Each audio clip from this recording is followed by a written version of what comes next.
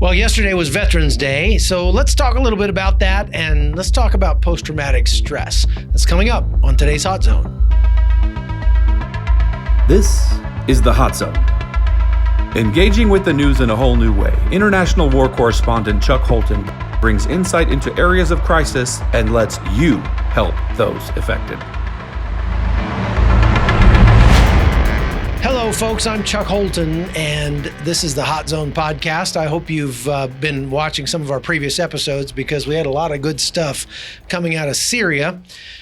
Yesterday was Veterans Day, and I got a lot of well wishes from people and a lot of people that wrote to say thank you for my service. And I really appreciate that. That's very nice. Although it kind of makes me uncomfortable because I don't really feel like my service was that much of a sacrifice. I feel like I got more out of the time I spent in the military, my service to our country, than I put into it. And indeed, when it was time to put in for service-connected disabilities and all that sort of thing, even though I actually had a broken ankle the day I ended my time in service in the military, I've never even registered with the Veterans Administration or anything like that, just because I feel like that's what I signed up for. And I pledged my youth, I pledged my health to the country, and in reality, I'm in pretty good shape for a 50-year-old guy, considering that I got out of the military literally 2 inches shorter than I went in. That's not a joke. And that's just from carrying a rucksack around, jumping out of airplanes, all the, that sort of thing. Some of that has come back as my spine has sort of uncompressed when I got out of the military. But that may cause me some problems in the future. But like I say, overall, I got a whole lot more out of my service in the military than I put into it, I feel like. And so when people say thank you for your service, I kind of go, well, thank you for caring. But it's a little awkward and uncomfortable. And I think a lot of veterans feel that way. So while we're on the topic of veterans and Veterans Day and people serving and sacrificing and that sort of thing, let's talk about post-traumatic stress. And I want to open up a little bit and just tell you a little bit about what's going on with me, my story, and that sort of thing. It has always interested me that far more veterans apply for post-traumatic stress benefits. And you notice I don't say PTSD. I think we should stop calling it a disorder, and I'll talk a little bit more about why in just a second. But first, let's talk some numbers. When you have probably about upwards of 2 million people who have served in the global war on terror since 2001 that have served in the combat zone, and something like maybe less than 20% have been awarded medals for combat. That is the combat action badge that is given, or that sort of thing, for actually seeing combat. That is actually being there when bullets were being fired and things were blowing up. Less than 20% of the people who go to combat, who serve in a combat zone, are actually awarded one of those badges. And if you know anything about the way that the military awards those kinds of badges, I think they're dramatically overrepresent the actual tip of the spear, the actual people who are firing shots in anger at the enemy. And please don't hear me denigrating anybody's service or downplaying anybody's sacrifice. That is not what I'm doing here. I'm simply talking statistics. When you look at the fact that less than 20% of people who have served in a combat zone have been awarded medals, combat action medals. So what that probably means is that in reality, people who have actually seen heavy combat, this has been in multiple firefights, been out on patrol many times, and have seen lots of mayhem and carnage, you're probably talking about something like 2% of the people who deploy to, under 10%, 2% of the military. So that is because that not everybody deploys to a combat zone.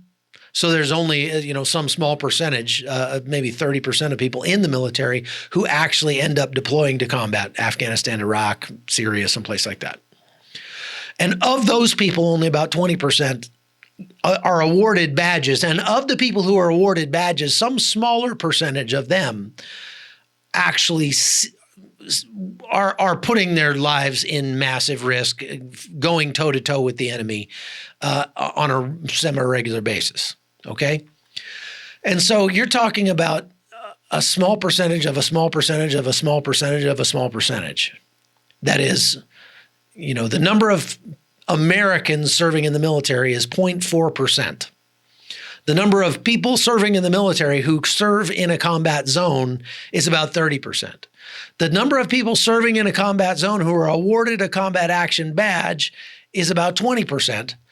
And the number of people who actually see regular combat or are engaged with the enemy on a regular basis is a much smaller subset of that.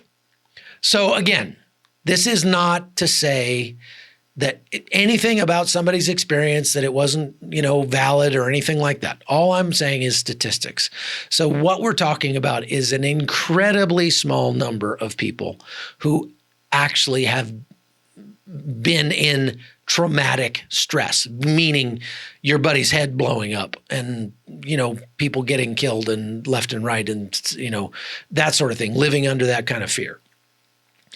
Now, give for an example, my son Mason, who served honorably, just returned from a 10-month deployment to Afghanistan. He is a medevac crew chief, so he's literally, his job is to go into where bad things are happening and rescue the people who are wounded and take them out of there. Well, right now, because U.S. troops are not really engaging the enemy, so to speak. They're not going out on patrols. They're not doing like they used to do in 2006, 2007, 2008. They're mostly staying on the base. So the vast majority of the people that Mason was going and picking up were not U.S. troops. They were actually Afghan troops or Afghan civilians. But of the U.S. troops that they were picking up, virtually all of them that had been wounded in combat were special operations forces. So they're very small, very few number of people in Afghanistan right now who are actually engaging the enemy, going out off the base. Now, while Mason was there, they had indirect fire come in from time to time, probably more than once a week. And that is, mortars or rockets being shot at the base.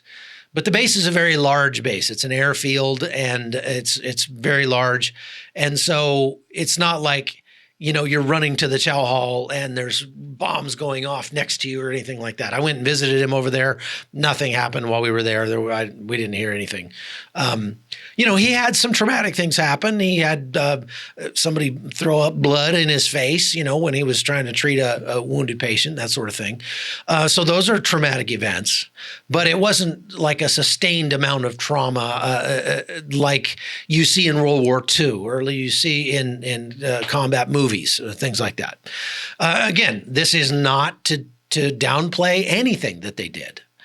I keep saying that, but that's very important. What they did was important. They were saving lives, and what they saw was outside the normal realm of human experience when it comes to your average American. So why is it then that 30% of U.S. veterans,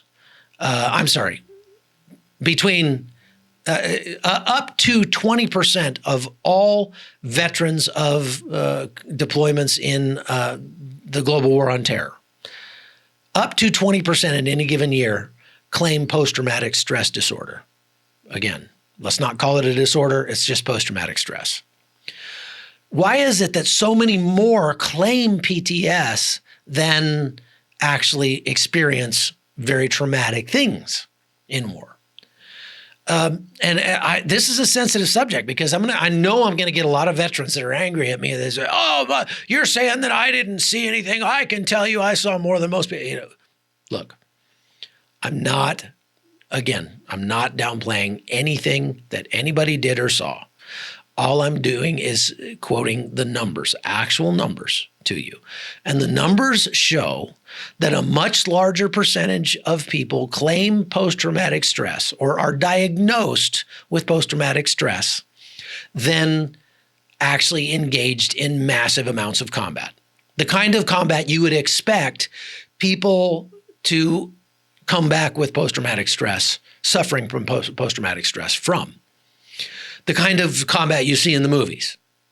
Okay, it's a very small percentage. And if you're one of those, thank you. Thank you for enduring that. That's great. Look, I'm one of those people, okay? So now I want to explain to you why I think that is. I mean, some people might say, oh, these people are just trying to get over. They're just trying to get benefits from the U.S. government, and claiming post-traumatic stress is an easy thing to claim because it's kind of a subjective thing. Like, I get scared in large crowds and I have nightmares. Okay, great. Here's some money. I mean, I could go and apply for some sort of disability rating from the Veterans Administration because of my combat experience in Panama, and say, yeah, I still have nightmares about it. It really has affected my relationships and blah, blah, blah. I could come up with all sorts of reasons, and I could probably get a good 10, 20, 30% disability rating, which means like $800 a month. I mean, why not? It's a tax rebate, right? Well, and I haven't done that, and I'm not planning on doing that because I just don't feel like the things that I've experienced rise to that level. Now, maybe for some people they do. That's okay. But why is it that a larger percentage of people apply for those for post-traumatic stress disability rating than have actually been on the pointy end of the spear? Here's why, I think. I think that a lot of things get lumped together and called post-traumatic stress that may or may not be. Now, I'm not an expert. I'm not a psychologist, but I'm just going from my own personal experience. And this is where it really is personal for me. I've been noticing some things about me, about my personality, since I got back from Syria last week that have caused some issues and some difficulties with my family. I'll go more into that in a second. But I think that there's several pieces to this. Well, let me tell you what I've been facing. When I was in Syria, I was only there for 2 weeks, okay? But I saw maybe a dozen dead bodies while I was there. Children. Matter of fact, the last body that I saw before I left was a 10-year-old boy who had his leg blown off and was dead. I saw wounds, some very grievous wounds, gunshots, shrapnel, things like that. That's what we were there to do, was to go get those people and treat them. Lots of blood, that sort of thing. I don't feel like it bothered me that much. I feel like when you're in that scenario, hey, everybody there sort of, you play the game, you take your chances. Most of the people that were hurt, most of the people that were hurt were military-age males.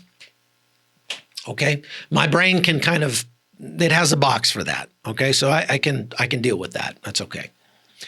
However, when I got back, I've noticed some things that I haven't noticed in a while because, as you've probably figured out, this was a much more intense trip than my normal trip, and my normal trips are often pretty dangerous and scary. But this one was worse. And part of it had to do with the fact that we were right on the front line experiencing combat, actually getting shot at. I personally was shot at by a sniper the second to last day I was there, missed me by about 6 feet. And that's not a good feeling. We survived a near ambush. That's something I never experienced even when I was in combat in the military, in the Rangers. A near ambush is pretty scary with machine guns kicking up dust all around. And although I was in the vehicle, I was watching my buddies, running away while bullets were skipping off the pavement all around them. And that was pretty traumatic. That was pretty stressful,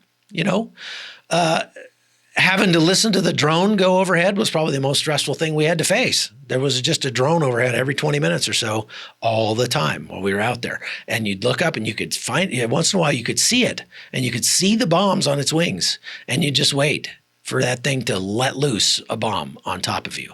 And indeed, a couple days after I left, that actually happened, and one of the Free Burma Rangers was killed by the Turkish drone strike.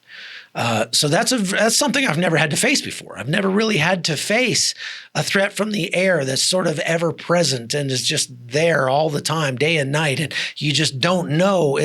Like, how do you run from that? You don't. You just don't know when your world's going to explode, and that's a stressful thing. So when I got back, I've noticed that I've been a little short with my family. My wife took a wrong turn the other day when we were going to a banquet, and I just blew up like, what are you? Did you forget that the parking lot's on the other side of the building? Like, what's wrong with you? I don't talk to my wife that way, and she didn't appreciate it, as you can imagine. And that was wrong for me to do. But as I thought about it later on, as I sort of processed that, I realized somebody mentioned, hey, maybe it's PTSD. And I was like, yeah, right. I don't get PTSD. Not me, not Chuck Holton, But then as I thought about it, I thought, it's not exactly post-traumatic stress. It's more the fact that when I'm in that environment, when you're in a combat environment like that and things are just life and death, when somebody makes a mistake, it could literally get people killed. And so this is not time for the typical corporate, hey, could you go ahead and maybe next time, it's not like that. That's messed up. Don't do it again. Make sure that's fixed. Okay. And we don't have time to beat around the bush, and it's just a totally no slack environment. That's just how the military is, and that's how the Free Burma Rangers is. And there was actually one time while I was there that I got yelled at because I was talking on the phone while we were on a mission. And look, I can't afford to have my attention distracted when I'm on a mission, and I was completely in the wrong there. I would have got after one of my guys. If one of my sons had done that, I would have gone after him. So I was totally in the wrong, and I admitted it. And Dave Eubank came to me and said, that was messed up. Don't do that again. And I said, you're absolutely right. So when you come from an environment like that, that's just no slack, it's all men, there's none of this soft little, we got to be careful about each other's feelings and that sort of thing. You just say it like it is. And you come back to the real world where you have to be sensible and you have to be sensitive to people's feelings, and you can't just tell people they're screwed up and they got to fix it right now, especially your spouse. That's bad. Then it just takes a while for you to get out of that mode. And that's not necessarily post-traumatic stress. It doesn't really have anything to do with the stress of being over there. It just has to do with the fact that being in that kind of environment is a completely different lifestyle. It's much more Spartan. It's much less grace-filled. And it's just get it done. Mission gets accomplished. That's the only thing that matters. So then you come back to real life and you get all these intricacies and the little subtleties of relationship cues and, sexual politics between you and your spouse or whatever. And here you find yourself just going, blowing up. This doesn't make it right. It just sort of is. And it's still wrong. It's still something I've got to deal with. And I am. And I think talking about it to you is one way that I can deal with it. But that's apart from, I saw a guy get his head blown off and my brain is screwed up because of that and I'm going to have nightmares. That's a different thing. But it gets lumped in there with post-traumatic stress. And so it doesn't really have a name that I know of. So maybe we need to coin a term for that. If you can think of one, send me an email. But the other thing is that when you're in that kind of environment, it simplifies life. Life is just much simpler. You just try to stay alive and get the job done, and you come home and you get all this minutia that's, bills and relationships and your kids are talking back to you and crazy stuff. And you just go, it's just so complex. And it's actually, combat is so much simpler. And you almost want to just go back there. Like I would just rather be there and have to worry about getting blown up. It's better. It's easier than having to worry about my kid who's being disrespectful and the bills that aren't getting paid or just whatever, So there's that as well. There's that other component. And again, that doesn't have to do with the stress of combat. It has to do with the stress of real life. And But again, it changes you. Being in that environment, being over there in a combat environment changes you a little bit. And the longer you're there, the more it changes you. So you can imagine if you're in a kind of low-grade combat situation like my son Mason was for 10 months, and you're surrounded by harsh realities and you're surrounded by only adults who are all subscribe to the same worldview that get the job done, that's all that matters, and quit your crying, and don't mess up and whatever. Everything's very clear cut. And then after 10 months of that, with, by the way, no children, no mom, no grandparents, no old people, all those things that sort of soften the society for us in real life, you go away from those things for 10 months and you come back and it's just very different. It's a lot like moving to another country. You got used to a different culture. And you come back here and the culture is, my wife deals with this when she goes back to West Virginia. She drives like a Panamanian, and people in West Virginia think she's a psychotic. They think she's a maniac. You should see how I drive. I make her look tame, okay? So it's not, I don't know that you classify that as post-traumatic stress. It's just culture shock. Maybe that's what we should call it, culture shock. Whatever it is, our men and women in uniform deal with those kinds of issues big time when they come back and try to reintegrate into family life. When a man has been gone for 10 months and his wife has been running the ship at home and she's gotten used to doing all the bills and taking care of everything and making sure everything gets done, and he comes home and he starts trying to tell the kids to clean their room, and she's like, wait a minute, we cleaned our room on Wednesday and it's only Monday, whatever. The guy struggles then with feelings of, I'm not needed here. What's the point? So I've been involved in this driving purpose where things are life and death, and it's a very important mission over there for 10 months. And now I come home and I'm sort of extraneous at this point because my whole family's been going on without me. That's stressful. It's not stress from the trauma of combat. It's the stress of reintegration into society. And so all of that gets lumped together, and I think it shouldn't be. I think we ought to recognize it for what it is. And so if you have a loved one who has been deployed and is acting a little strange and doesn't like to be in crowded places or has trouble sleeping or is prone to outbursts or is being sullen and withdrawn, understand that some of that is not because they've been murdering people and they've been blood and guts and veins in my teeth and all this kind of stuff over in combat.